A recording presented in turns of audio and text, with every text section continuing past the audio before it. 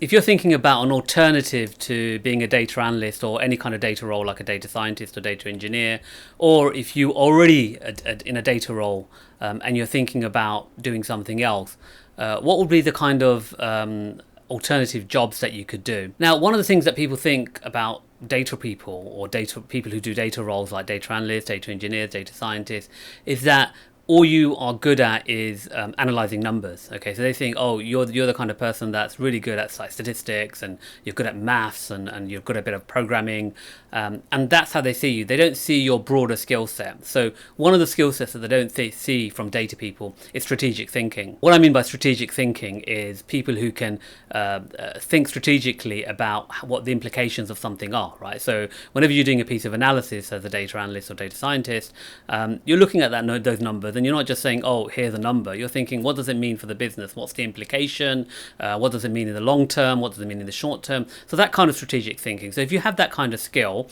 then there are certain roles you could do outside of data. Then you have analytical thinking, right? Obviously, if you're a data scientist or data analyst, you're thinking analytically, you're thinking logically through problems, and you're trying to come up with answers. And that's something that people know who follow my channel will tell you is that I always talk about paying attention to detail. Now, good data analysts and good data scientists always pay attention to detail, and that's another skill set that's very valuable in other jobs. And one fundamental skill set that I think is very important that's transferable to other roles is storytelling or communicating, but with or arguing or debating with actual evidence. Okay, so as data analysts, what you should be really good at, if you're good, is that you should be able to, whenever you make a point, that you always back it up with something, some kind of evidence, some kind of numbers, some kind of fact. So those kind of things, those skills like problem solving, paying attention to detail, critical thinking, storytelling with evidence, those things are very suitable for other roles. So I'm just going to list down a short list of roles. There are loads more other roles, which I'll probably do in more detail in another video, but I just thought in this video I'm just going to cover off a few of these roles, so you know that if you don't want to go into data, or if you are in data and you want to move on, what other roles can you think about that you could transfer your skills over. So you could talk about, I have these skills, like I said, problem solving, critical thinking, etc., and I can do this role because it also requires those skills. So one of the areas that I've seen a lot of data people or data analysts, data scientists move into is management consulting, because that's very much aligned with critical thinking, problem solving, that kind of skill set. So have a look at management consulting. I mean, obviously you've got the big firms that are recruiting management consultants, and they're actually quite keen to hire people who've got analytical backgrounds, because a lot of engagement that they have require the analysis of information and then being able to consult clients using that information. But there's a whole host and a lot of smaller consultancies that hire management consultants. So if you are thinking about not doing data and something alternative, but you want to use those skills, then management consultant is one of those roles that you could think about. Another role is product management. Now, one of the things that people underestimate about product management is how much data they actually use. I mean, if you talk to product managers, they're always talking about, looking at data from A/B testing, looking at past performance to understand how future product features will perform, or they're also taking data that they have to put a business case together of why they should build X over Y, or why they should go with this feature over that feature. So they're always using data in their role, and they're also using a lot of problem solving and critical thinking skills, and also they're communicating with evidence. They're not just saying I think we should go with this over that. They're always demonstrating that they that anything that they want to propose is based on evidence. So that's another role that as a data person you could go into, because it is quite data focused, especially if you're trying to convince the business of having one feature over another, or getting the product to move in a certain direction over another direction. Then you have marketing. So roles in marketing,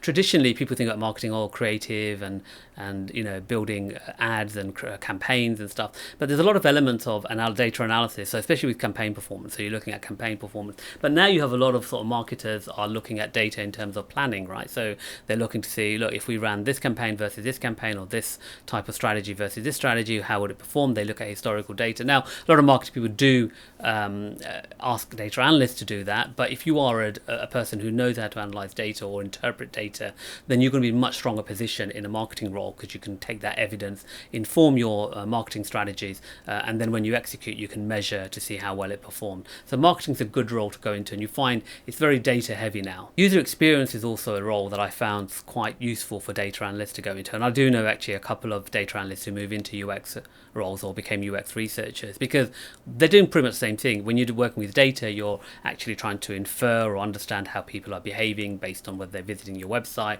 whether they're buying your products in your shop, or whether they're visiting theme parks, right? So using data to understand. UX researchers sort of do the same thing, right? They are using different methodologies to understand how humans behave, and then using that information to help design systems, products, processes, whatever. So UX researcher is another area that you could potentially look into going into. If you've enjoyed writing about your findings, so if you're the kind of analyst that probably doesn't get as much satisfaction in analysing the data but loves writing about the findings, telling people about it, you might want to consider being a technical writer. So there's a lot of roles now. I mean, you get everything from journalism to training companies or even consultancies who need technical writers who write up these kinds of things.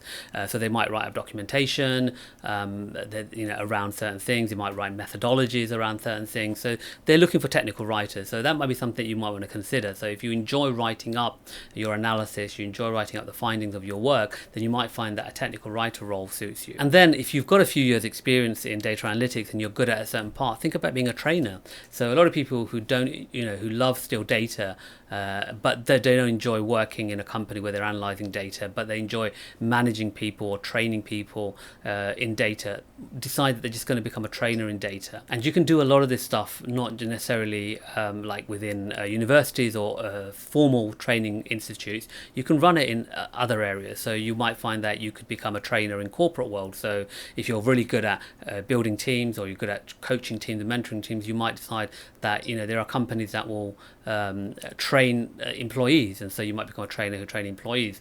Obviously, like I said, there's the traditional ones where you train students or people who want to get into data, but there are trainers who also train employees, and in fact there are even trainers who train senior executives to understand how data is used. So think about where your skill sets are in data, and then see if you could become a trainer. Now those are just a subset of careers that you can go in if you're not interested in data anymore, and I'll probably do a longer video talk about more other careers as well that you could potentially do. But data, the skills that you learn as a data analyst or a data scientist are broader than just analyzing data.